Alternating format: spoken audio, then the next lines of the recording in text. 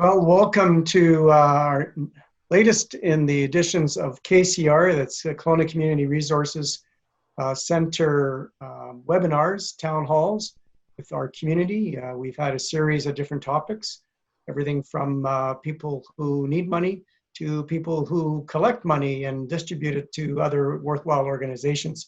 And that's the one we're going to be doing today. I'd like to thank KCR for organizing these wonderful sessions for our community. And we'll introduce all our panelists this time, starting with Ellen Mulkey, who is with KCR.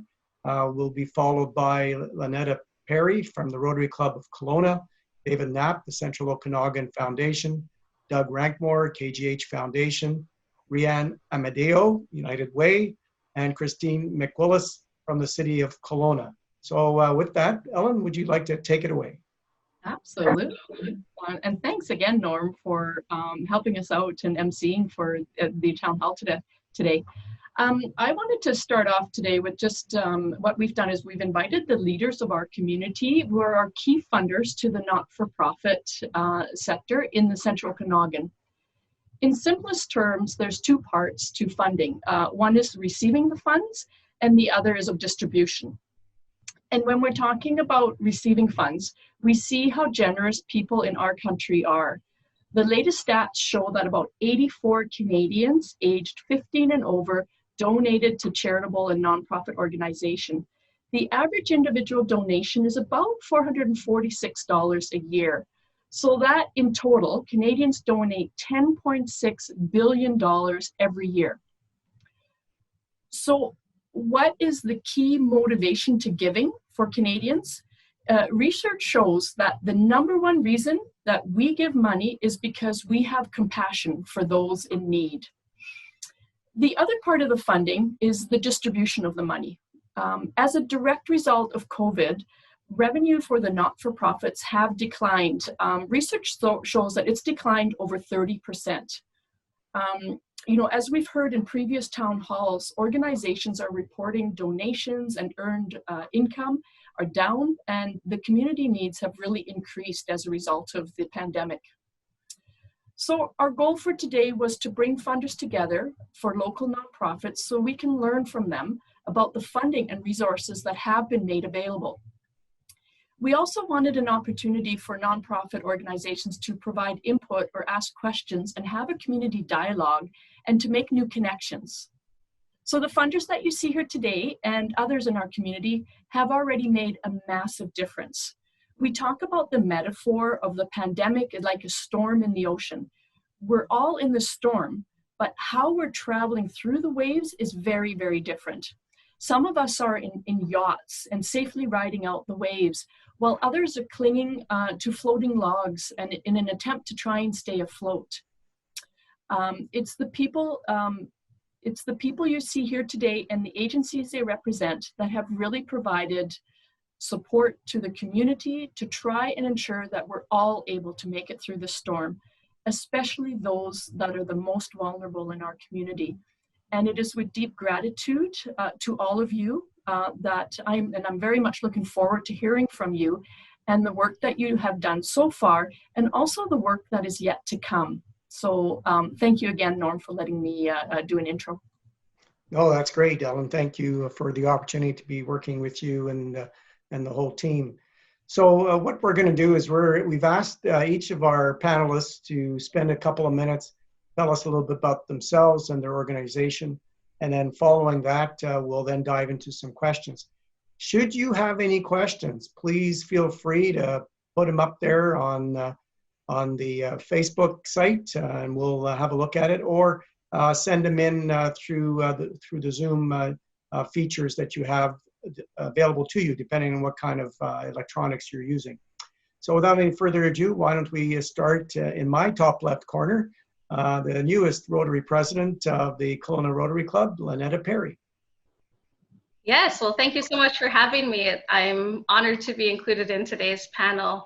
My name is Lunetta Perry, and as of July 1st, I'm the new president of the Rotary Club of Kelowna.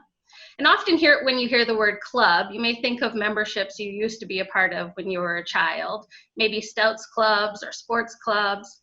However, clubs don't have to be just for young people. One club for adults that captures the same spirit of friendship is a Rotary Club.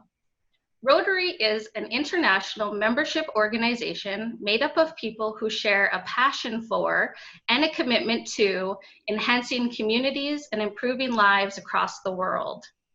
It's made up of 33,000 Rotary clubs in nearly 200 countries. Members of these clubs are called Rotarians, and we form a network of 1.2 million business and professional leaders who all volunteer their time and talent. Rotary is a non-political, non-religious humanitarian organization.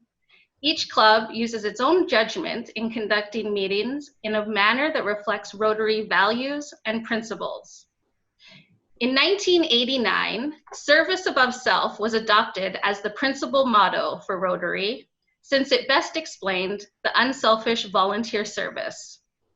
Interestingly enough, in 1989, it was also the same year that Rotary International opened its doors to female members.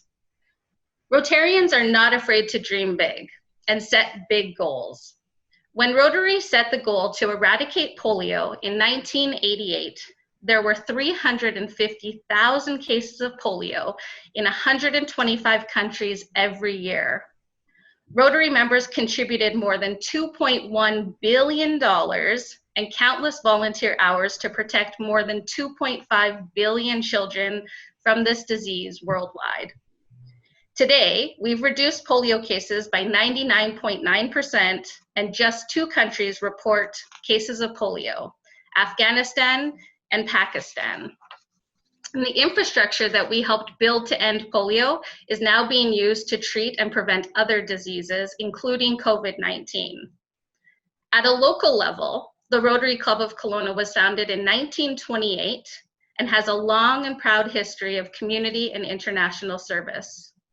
The nature of our work extends from the provision of affordable housing to low-income Kelowna residents to the establishment of safe water projects in Asia and Africa. Each year, the Rotary Club of Kelowna distributes about $75,000 to local organizations and global relief efforts. We meet at the Coast Capri every Tuesday at noon, although currently due to COVID, we are meeting online. The Rotary Club of Kelowna is focused on developing friendships, supporting our community, bettering our world, and we always look forward to hearing your next big idea. Thank you. Thank you, Lunetta. And now from the Central Okanagan Foundation, David Knapp. Well, thanks, Norm, and thanks everybody for joining the call. It's a pleasure to be here. I'm probably just beat Lunetta in terms of the new kid on the block. I've been the executive director here at the Central Okanagan Foundation since November of last year. It's been a wonderful introduction for me personally to get to know the Central Okanagan Foundation, and it's an honor to represent the foundation today. For those of you who aren't perhaps as familiar with the foundation was founded in 1977 with the driving force of some names you'd be likely very familiar with in this community. That would be Dick Stewart, Frank Williams, and Cliff Surwa, who were among many of the local leaders of the community who wanted a foundation patterned after the Vancouver Foundation, which at the time had assets of $50 million. And they felt that the Central Okanagan really needed to have its own foundation, and it was their vision and their leadership that resulted in the creation of our foundation here based in Kelowna, but covering the Central Okanagan. So we're one of 191 community foundations across the country.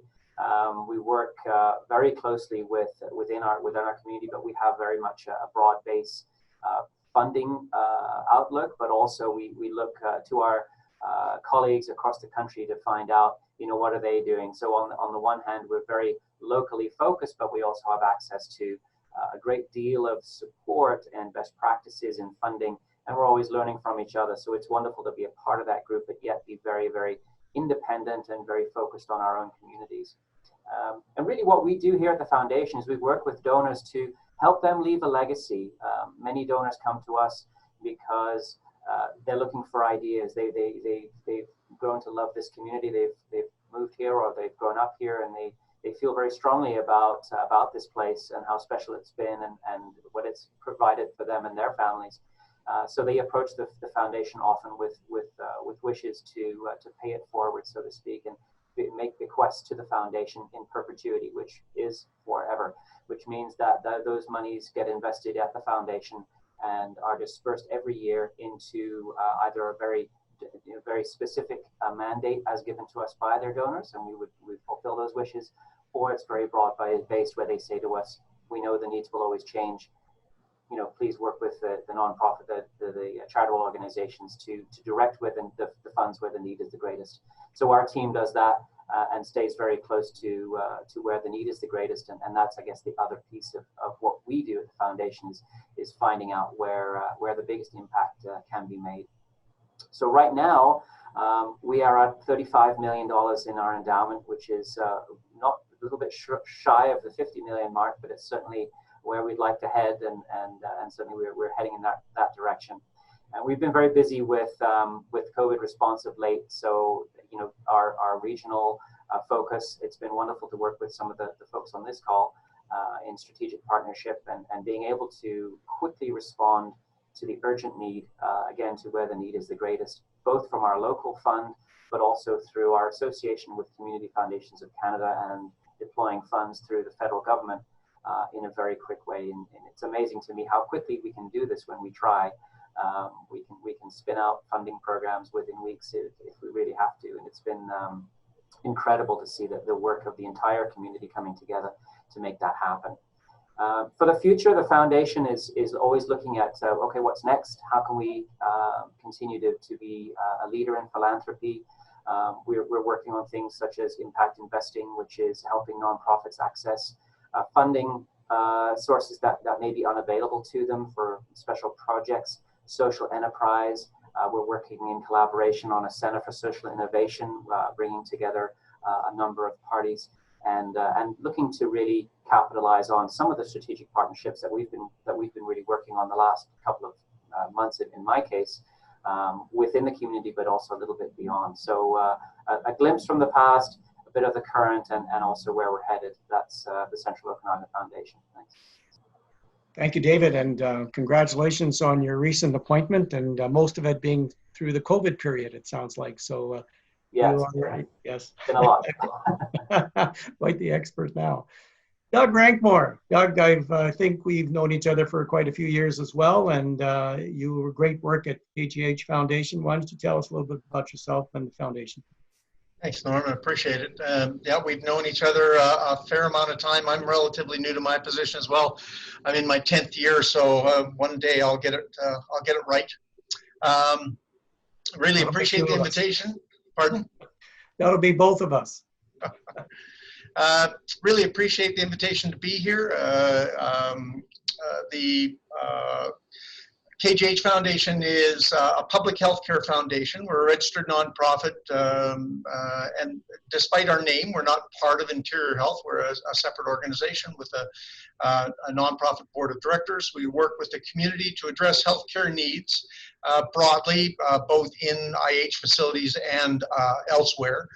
We've been at it for 41 years, and over that period, we've funded approximately about $150 million worth of healthcare projects. So we tend to fund the larger capital projects and equipment, patient care items within Interior Health facilities, at the hospital here at KGH, hospice house, all the extended care facilities, mental health and public health.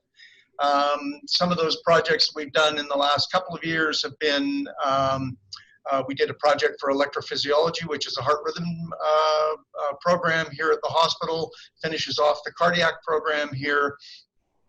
We supported redevelopment of the neonatal intensive care unit here recently.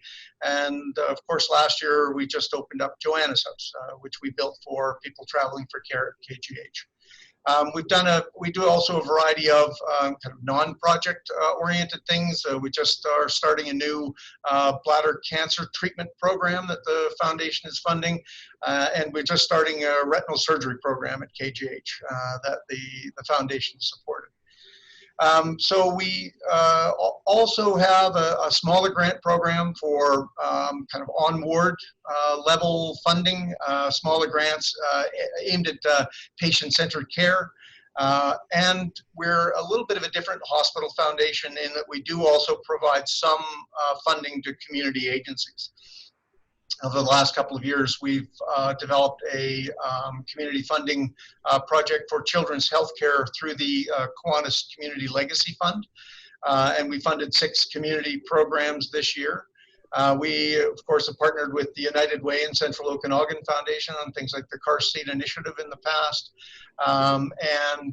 We partnered with CMHA a couple of years ago to raise funds for Foundry Kelowna. We also sponsor things like the Coach Program, community rehabilitation. So we're also outfunding community agencies. We average about $4 to $5 million in funding every year. Last year we did 147 grants, not including the major initiatives, the campaigns that we're involved in. So we are quite active in terms of individual granting. We are currently raising funds to support the impact of COVID at KGH and other facilities. I think people will have seen some of the needs that have arisen here, and what we're trying to do is to address the impact of COVID overall. So we're currently raising funds, engaging the community to not just fund the treatment items for COVID, which we certainly do. We're funding research. I think there's 2 clinical trials going on that we're funding for antivirals here. But also equipment like ventilators to treat COVID, the PCR equipment in the lab that diagnoses COVID here within 24 hours was a gift from a donor to the foundation. But also a set of other equipment. The COVID has changed the way healthcare is delivered overall. Everything has changed at the hospital, extended care facilities, everywhere healthcare is delivered. So there are other things like a larger fleet of machinery to avoid cross-contamination, things that are cleaned easier like portable ultrasounds rather than the larger ultrasounds and things like that. So we currently have about $2 million worth of requests that we are engaging the community in to fund around COVID as well. And we look forward to being done that campaign and no longer having COVID in our lives one day. And that's us, Norm. Don't we all, Doug? Don't we all? Well, thank you for that. And thank you for helping me understand something new, that you actually fund other organizations in the community. That's something new and something that our participants, as well as those that are viewing on Facebook, might not have known. So maybe they're getting their application ready to go to KGH Foundation. Rianne, Amadio, there you go. And you know, you're right. You know, you think MAD and you get the name right. Thank you very much for that. That was cool. With United Way, why don't you take a few minutes and tell us about yourself and your organization? Yeah, thank you, Norm. And yeah, just humbled to sit on this town hall today with such fantastic leaders and organizations. So I'm the manager of community investment with United Way. I've been with United Way for almost 3 years now in this position. And United Way in our community, our mission truly is to improve lives and build community. And we serve the entire southern interior region of BC for coming up on 70 years now of United Way in our communities. And the way that we improve lives and build community is through 2 major ways. So we raise funds to support the most vulnerable, children, families, individuals, and seniors here in our communities through grants that we provide to charitable organizations. And we also do this by convening partners and people from across our communities together and lending the voice of United Way in action around complex challenges and the most pressing needs and social issues that are present in the communities that we serve here. And during the COVID pandemic, I would say that we've had to show up differently for our community. We've had to be nimble and be responsive to the needs of the community and social services sector. And part of that has been providing funding, certainly COVID-19 relief and response funding. And we've been able to do that through partnerships we've had with our donors and sponsors and the provincial government and the federal government, but also in collaboration with other partners like the community foundations throughout our region. And just responding to calls for funding, but also for leadership and for engagement. And I would just like to add that overall, I've been really inspired and proud of our charitable sector and how they are responding to the needs of the people we serve. So I just feel really proud of all the partners that we've had and the way we've been able to respond to the needs of the most vulnerable here in our community. Thanks. Thank you, Rianne. Yes, you are with an excellent organization, a long history for sure. Thank you for doing that. Christine McWillis from the city of Kelowna. Tell us a little bit, well, we know a little bit about the city, but you're going to tell us about the funding arm of the city and yourself, please. Sure. Well, thank you. And I was going to start with that. I was going to be like, well, everyone probably knows what the city does, so maybe I'll just narrow that down to our funding role. So as funders, the City of Kelowna definitely plays a significant role in responding to the changing demands of our community, mostly of our community organizations. We aim to do that in a timely and efficient manner so that our not-for-profits and charities can continue to do the amazing work that you are already doing to build our communities. So I represent the City of Kelowna Active Living and Culture Division, which believes in the importance of enhancing capacity of local organizations. And so we continue to annually fund programs in sports, social service, arts, culture, and heritage, projects and organizations core funding, as well as special events. So, and you can find a list of these grants on our website at kelowna.ca/grants. And my notes were a little bit different, but I was responding to the questions that Doris has sent. But I did want to highlight one of the lesser known grants, or maybe it's not lesser known, just lesser accessed grants that we have that serves the not-for-profit cross-sectorally. So for those people that know me, I actually represent arts, culture, and heritage as the culture services manager, but today I'm talking about all of them. So we serve cross-sectorally a grant called the Organization Development Grants. And I think that they're going to come into play more and more over the next year or so. And these grants provide organizations access to funding for activities that enhance capacity, resiliency, and adaptability of the organization itself. And so the grant can fund $5,000 and up to $5,000 on 100% of the project costs for use of a consultant to work with your boards on things such as strategic planning, governance, policy development, fundraising, strategies, and marketing plans. And it can also support board members and your senior-most staff attendance at training workshops related to capacity building, many of those hosted in our community by KCR. So they're worth looking after. And if money is the reason that you're not attending them, then we can help you. I highlight this program today because as you and your boards move into a long recovery phase, and if you're in the arts, a really long recovery phase, rethinking and replanning your organizations in the future is really no longer a nice thing to do, but is something that's going to be vital to your success in a post-COVID environment and a post-COVID economy.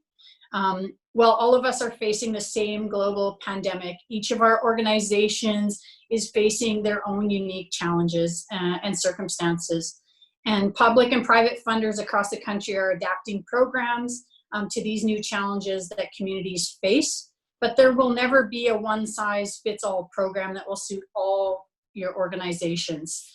So therefore, I guess from advice perspective, if I am so honored to provide that to you, is to encourage you to examine your organizations closely, to really understand your specific needs, and most importantly, to communicate those needs with your funders.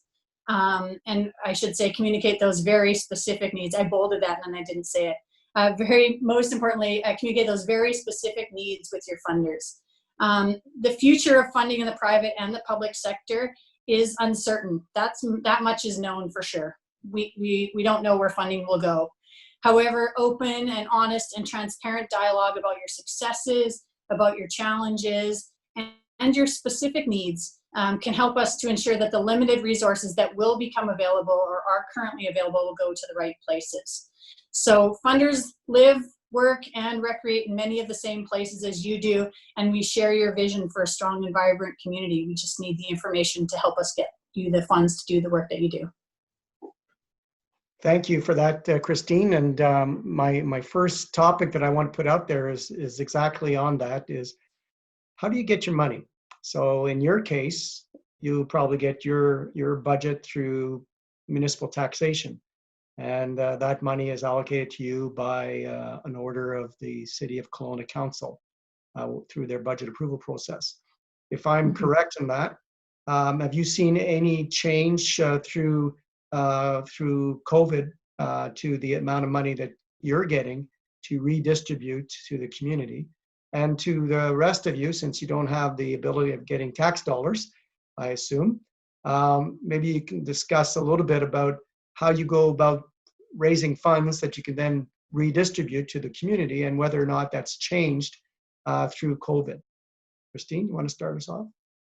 Sure. So the city, at least in my division, hasn't increased its funding envelope as a result of COVID. What we are aiming to do at this present time is to reallocate or adapt grants that might have been for one purpose and are now not necessary for that purpose, and reallocating those for the organizations to suit for the better of the organization. But that doesn't mean necessarily that no money or no future allocation is coming. I think our big challenge is similar to the not-for-profits, is that we're also have cash issues, and we cannot run a deficit either. So we need to see where this all sort of takes us. And I believe that there's several conversations about what is required and how we could support the not-for-profit sector. And I guess that's where I was going with the be specific about your needs. I mean, we're dealing with one-off. We know that not one program is going to suit everybody. So we're trying to talk to all of our different sectors. For me, arts and culture. And I think that the main thing is just saying we need more money isn't going to help us get you more money. We need to know what more money you need for, and what specifically, if it's COVID, for example, what did COVID create for you? Or how did that impact you, and a result for more money in what purpose? So there's lots of programs coming out of the province and the feds. How are those programs not working? What's the loopholes? Who's falling through? And why? So that's where we're at right now, is we're still really in that evaluation process. And I realize that's not amicable for everybody. But on a positive note, and just as I end, our funding was not cut either. So all the arts, I can talk for arts and culture, we didn't cut any single grants. We didn't pull back any grants, which actually for many arts organization creates a level of stability and understanding that you still have your money. So I think at the very start of this, we were worried there was going to be a bunch of cuts and you wouldn't actually get your annual allocations, but that hasn't happened here in the city. Well, that stability is very appreciated, I'm sure, by all the people that are taking advantage of those programs. Rianne, at the United Way, you probably go out and look for money as well as people just donating checks, serendipitously. How has that changed with COVID? Yeah. So we do, we generate a primary amount of our funding through individual donors. We have a very strong workplace campaign that we support funding. Our funding comes in through that, and then corporate partnerships would be kind of our three avenues where we are raising funds in the community. And certainly, I know Ellen kind of opened up with the challenges faced by the charitable and nonprofit sectors in raising funds and fundraising events canceled and having that earned revenue down. But part of our role as a funder in the community is to share the needs of our community. And I think to build on what Christine had mentioned, the better we understand what those needs are and how we can support our charitable partners helps us to continue to raise those funds in the community and share those messages with our donors and those contributing through our workplace campaigns and with our corporate sponsors to let them know that they can make that impact. And I think we'll certainly see the ripple effects of COVID continue, but we're committed to helping the sector recover through that as well, in our role as a funder, but also in our role as a community developer. Have you seen a reduction in your revenues because of COVID? I can't say specifically, sorry, just from my role within United Way, we have seen some really generous support for our COVID relief fund. So people supporting those local efforts here in the community. And then we're planning for our workplace campaigns that typically kick off in September. So I know our fundraising manager is doing a lot of planning about what does that look like in terms of workplace campaigns and how we traditionally raise our funds. So I think we're more so looking at how do we adapt and how do we continue to raise funds and share those community messages so that we can provide grants out in the community. Thank you. Doug, what kind of experience have you been having over the last few months? We've certainly had a reorientation of what it means to fund healthcare. So everything has reoriented to COVID-19. We had other plans and other requests from Interior Health and other organizations for this year that we've put off for at least 12 months because we think this is the needs around COVID-19 are going to continue for some time. The community's been pretty responsive in terms of engaging with us to address it. We recently did a day of giving that was very successful, all for equipment related to COVID-19.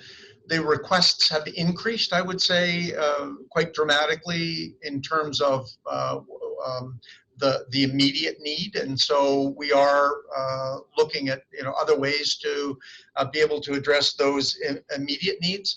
One of the things that is I think we've certainly gotten as a foundation and as healthcare quite wrapped up in COVID, and I think what people need to remember is healthcare doesn't yield for a pandemic. We still have people showing up at the hospital. We're still at full capacity for cancer treatment, for coronary disease, for trauma, neonatal intensive care.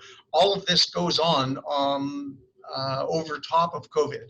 And so there's all the challenges with providing that level of health care that the site provided before, but under the restrictions of the pandemic. And so that certainly creates its own needs. It's been, it certainly is a challenge. As I say, the community understands it, but for organizations like ours, we've had a couple of key tools taken away. We no longer have available to us. We no longer do events, strangely enough. There seems to be some hesitation to get 250 people together in a room these days. So that's kind of off our agenda, and that's a significant source of fundraising for us. We have a couple of key events each year, both third-party events that contribute to the foundation and to healthcare, but also our own events, and those are no longer available to us. The other funding source that we have, that we rely quite significantly on, is the social enterprises we have. So we run 2 food services and a gift shop in the hospital and a thrift store in Rutland. And all of that business is down quite significantly. We closed, obviously, in the hospital for 3 months. With the restricted visitors in the hospital, revenues there are going to be down as well. So there are some areas that we will see decreased revenues, but I have to say overall, the community has responded as warmly and as generously as it ever has for a different cause. But we've seen quite an outpouring of support. Certainly, we've seen it in the White Heart Project that we sponsored with the hearts around the community, and in people coming by and making gifts to support healthcare workers as well. That's great to know. You would think, because a lot of organizations right now, their funding has gone really down because of COVID. And so far, it sounds like these organizations, your organizations, are doing fairly well through this. David, what about the Central Okanagan Foundation? How's the money coming in? Yeah, the money, as a foundation, the money comes in, the existing pool of money, there's 2 ways. There's the net new money coming in from donations. Certainly, I am continually overwhelmed by the generosity of some of our donors who recognize that now is the time not to step back, but to step in. And they have certainly done that. When they know what the need is, they are more apt to absolutely do what they can to support. So we certainly saw from the net new funds coming in response to COVID, quite a significant increase and a response both from our corporate fund holders and relationships, as well as our individual and family fund holders and donors. They've been fantastic and continue to step up and step into what the need is. And I guess the other part of the foundation is that with the market fluctuations of late, certainly they've come back in quite significantly, but our foundation or our endowment is invested, and so we watch that closely. And we have our investment committee has a collective 100 years of industry experience. We're super proud of them, and we have a very prudent investment strategy. So our fixed income component has kept the endowment in good shape, so much so that we can continue to fund. We just finished our spring grant cycle uninterrupted, and we also actually increased it through our COVID funding as well. So the systems are in place to not only maintain but to actually increase during this time. So we're super proud of and grateful to the donors and to the community at large. And of course the community partners on the front lines. And I think it's really important. I really want to make this point that it's so important for us as an organization to link back, to have the ability to link back the incredible work and the impacts that's being made back to our donor base. We work very hard to do that. And in our logo, there's a figure 8. It's a never-ending, it's a symmetrical shape that never ends. And I always talk about the stories and the impact goes back into the donor base, and then that continues to feed the knowledge and the need of the community. So it's super important to us and super helpful to the foundation to feed back not only what the need is, but also that some of the successes and the wins. And I know everybody's super busy and all of that, but we try and make it as easy as possible to get to share those stories to continue to encourage our donors with their intentional giving. Well, that's so great to hear. We're batting 1,000 so far. That the relationships that all of you have built over the years have come through during this very difficult time, where your people are still continuing to provide the funds, so that all the recipients that do great work in our community can have comfort that their funding will continue as well. And I think that's awesome. Good for all of you. Lunetta, what's happening at the Rotary Club of Kelowna? Yeah, so I mean, we're a little bit unique, I would imagine, at the Rotary Club of Kelowna. Primarily our funding comes from the success of our annual Fortis BC Rotary Pro-Am Golf Tournament. And unfortunately, due to COVID, we had to cancel that event this year. So we're in a position where, we're looking for unique ways to fundraise so that we can continue to keep giving. That being said, we're in a fortunate position that we do have the funds that we can continue to distribute this year. So we are grateful that, we do have that pocket of funding that we can still make sure the needs of the community can be looked after this year. But we are looking for new, unique, creative ways to fundraise so that we can continue to do that.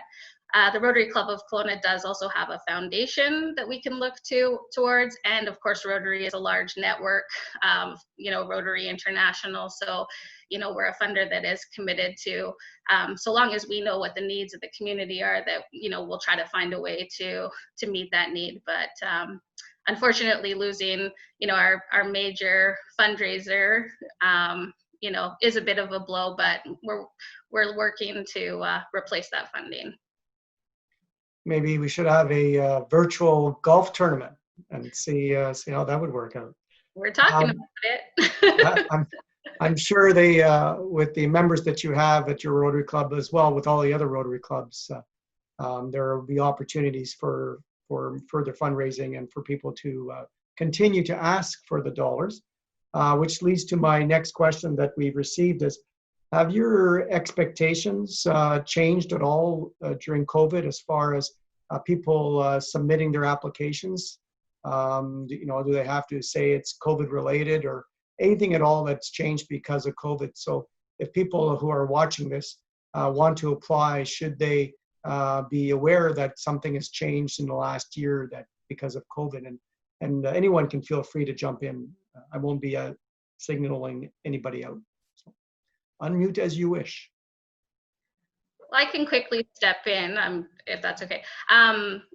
So for us, we do have a pocket of funding that is COVID related specific. So we understand, we are obviously in challenging times, but we know that there's lots of organizations that are doing really great work. Some organizations that are kind of being overshadowed, if you will, by these emerging needs of some organizations due to COVID. And so, we're just asking the community to let us know, if they're suffering during these times, to let us know, and we'll do our best to help out.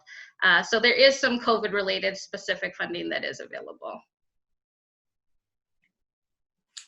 So at the city, we haven't changed our funding, the way that you will apply for funding. That hasn't changed. I think the only thing that I would say has changed is just that real, encouragement to be even more open with your funder and with us with regards to those challenges, and just talking on a regular basis. Just ensure that that your funder's aware of where you're going and what's challenging.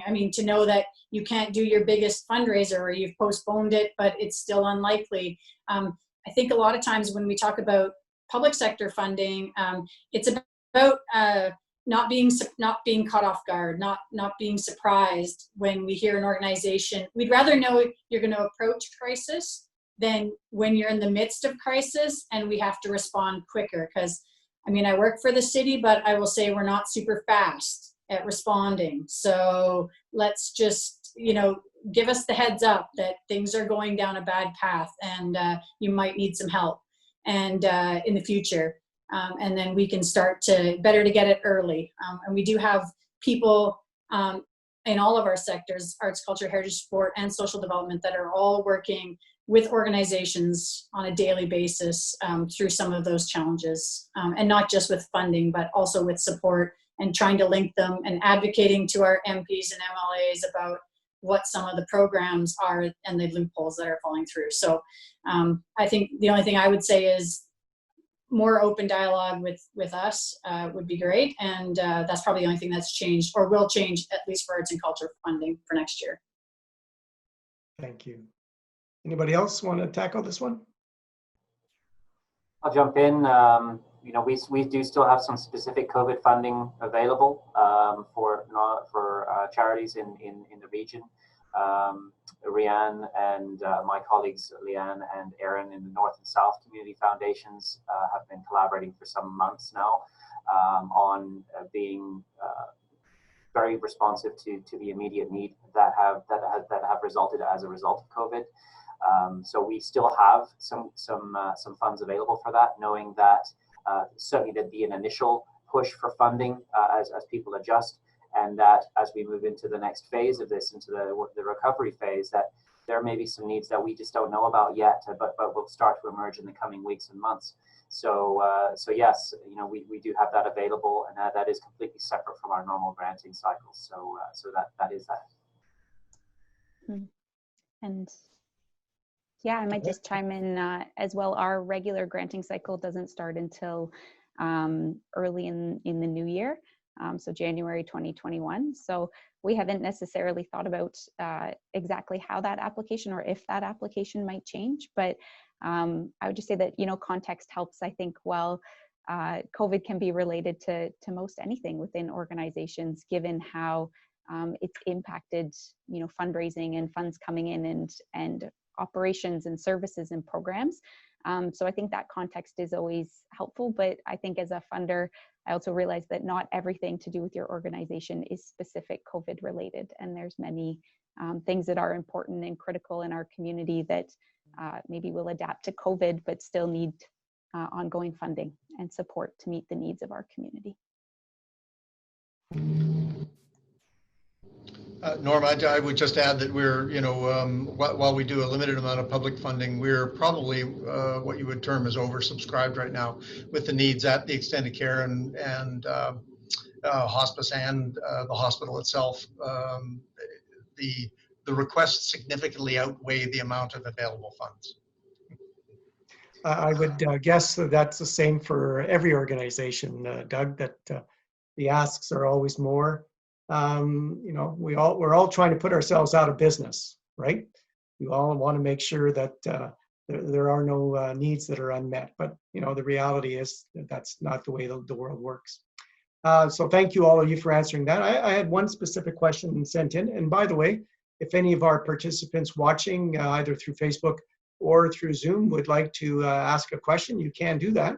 On Facebook, just go to the comments and put it in right now. If you're watching live, if you're watching a recorded version, you can try, but I don't think you'll get answers from this panel, at least not live, but still do it. And maybe somebody will contact you afterwards directly.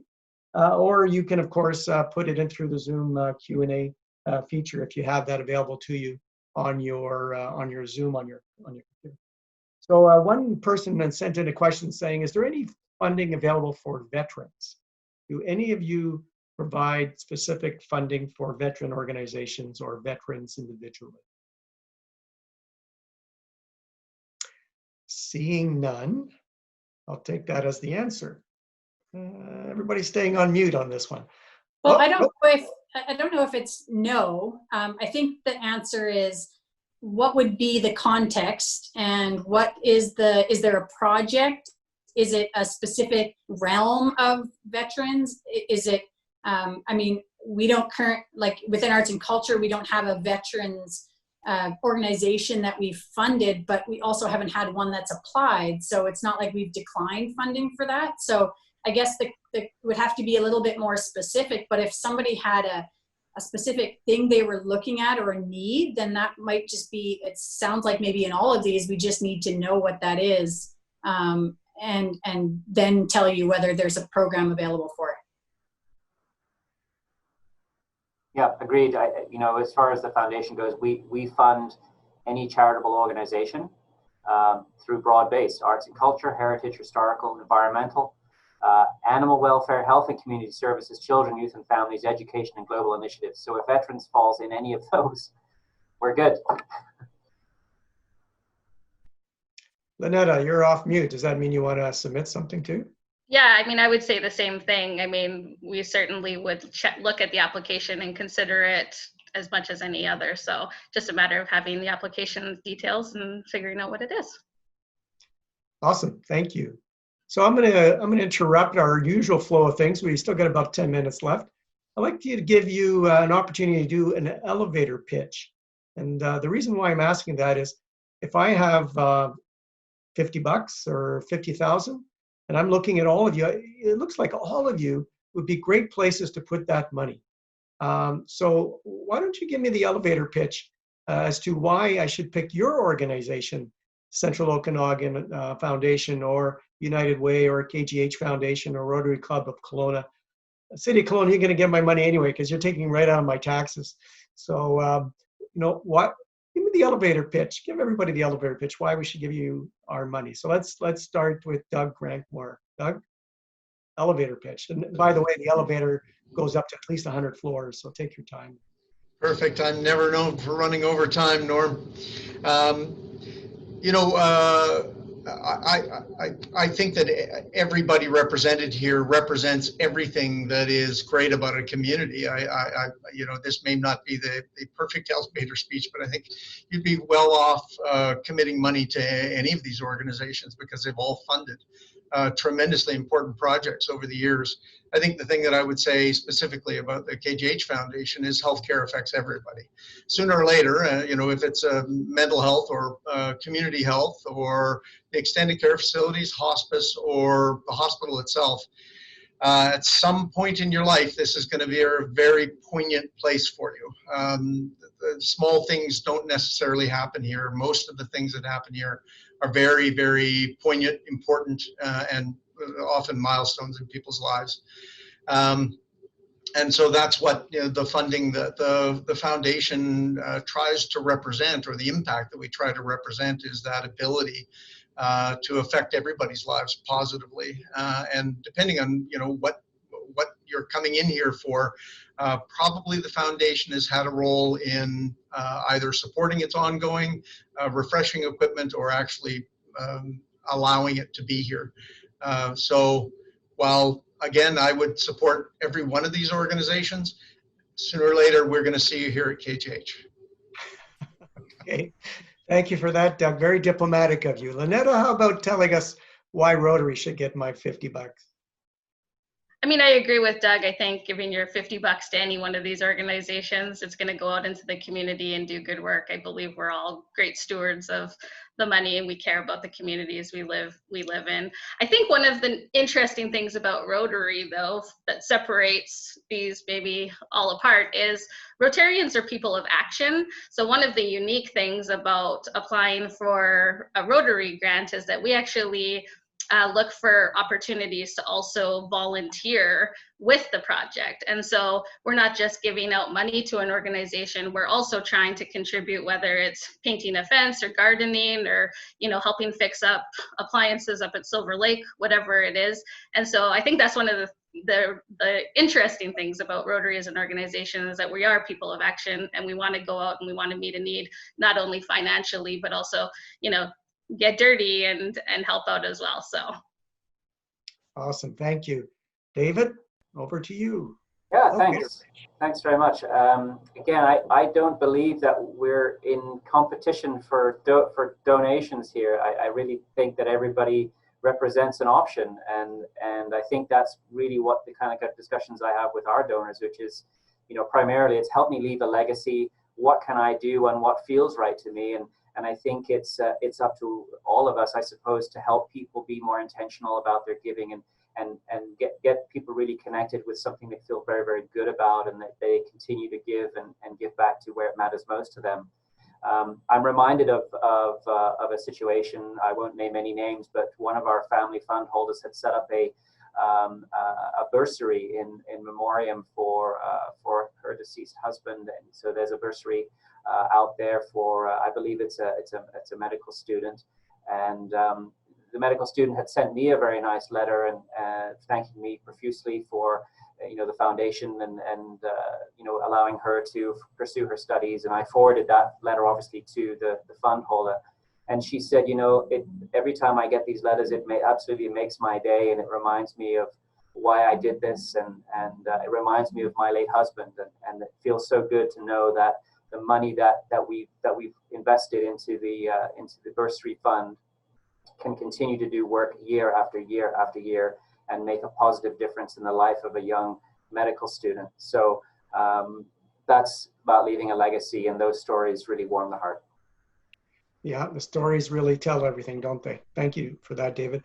Ellen, does KCR take money from the community, solicit donations, things like that, or how do you get funded? You see the people on the street. Yeah, those are the ones that when we have a need, those are the individuals who we speak with. We do very little direct requests for direct donations. We work with our funders in our community. Okay, so that explains why all these people are with you today. Very good. Rianne, how about you? Tell us about the United Way. Yeah, so I would say in terms of an elevator pitch, that all the money that's raised here in our communities stays local. So we say raised local and invested local, and it really is focused on those that are most vulnerable and those that have the most pressing needs and are facing inequities in our community, and invested to have the greatest impact. So if you want that $50 to go as far as it can in improving someone's life, then I would say United Way is a great place to do that. We have a community-based grant decision process so that the community is involved in how those locally raised funds are spent. And I do feel like with all our partners here, we all embody how do we make our community a better place for everyone through the funding that we provide and through the donations that we bring in. So that's really the ultimate goal. Thank you. And you might not have noticed it, panelists, but you are attracting and helping a different segment of the population. I listened to all your elevator pitches so far, and Christine, I'm going to get you in a second. I listened to all your elevator pitches, and actually, you do have a unique proposition. I'm going to have to take that $50 and give each of you 10. And, or I'll tell you what, I'll just give each of you 50. And that way you'll make all of you happy, and I'll be happy too. Christine, the city of Kelowna, does it ever get a donation? If people come in and say, I want to pay extra taxes, or?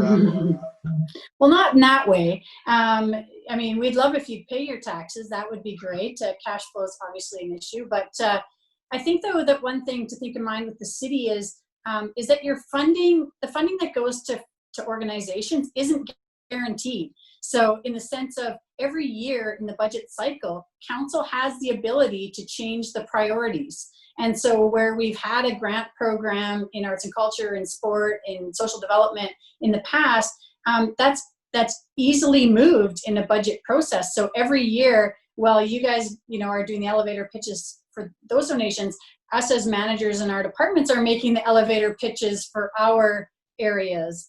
And again, not going to beat a dead horse, so to speak, but really knowing the impacts of what our money is doing for organizations, for our council members, because in the end, the approved budget isn't a guarantee every year. And so, we sort of joke off about donating to the city. In many respects, the city's priorities and needs are what city council balances every year, and how much we can donate or how much we can contribute through granting programs is dependent on those, on making a case for those needs in light of all other city priorities. Thank you, Christine. You have a very tough job in doing that. I've learned in my now 20 years in elected public office that it's a lot easier to give than it is to take away. So hat goes off to you and to all the panelists. Ellen, did you want to close our session off today with a few wise words from KCR and yourself? Only to say I wanted to thank each and every one of you for coming on today and for your words of wisdom. And I do agree with the comments that were made earlier. I think all of the organizations that we have represented today are just doing an amazing job in our community to help those most vulnerable. And without it, I don't know where we would be. So a grateful thank you to all of you. Thank you, Ellen. And again, on my behalf, thank you to all of you for coming on today. I learned a lot today, and I'm sure all the people that watched or will be watching the recorded version of this will learn as well. Either those that have funds, either sweat equity for Lunetta and the Rotary Club, or dollars for everybody, or those that need money. I think this was a great session, and I want to thank you all for coming, and all of you for watching this latest version of a community town hall sponsored by KCR, and I look forward to the next one. Goodbye.